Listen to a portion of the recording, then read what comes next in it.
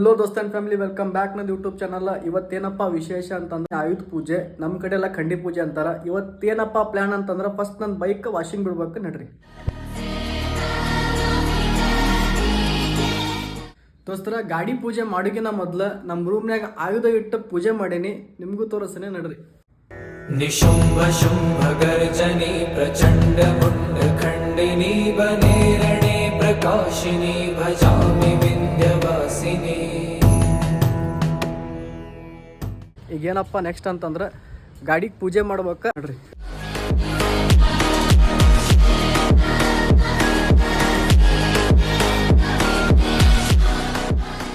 ದೋಸ್ತರ, ಇದಿತ್ರಿ ಇವತ್ತಿನ ದಿನ.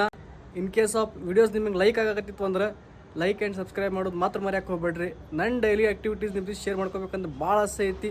ಸೊ ಸಿಗೋಣಂತ್ರಿ ಮತ್ತೆ ನೆಕ್ಸ್ಟ್ ಲಾಗ್ದಾಗ. ಅಲ್ಲಿವರೆಗೂ ಟೇಕ್ ಕೇರ್ ಮತ್ತು ಬಾಯ್ ಬಾಯ್ ಆ್ಯಂಡ್ ಹ್ಯಾಪಿ ದಸರಾ.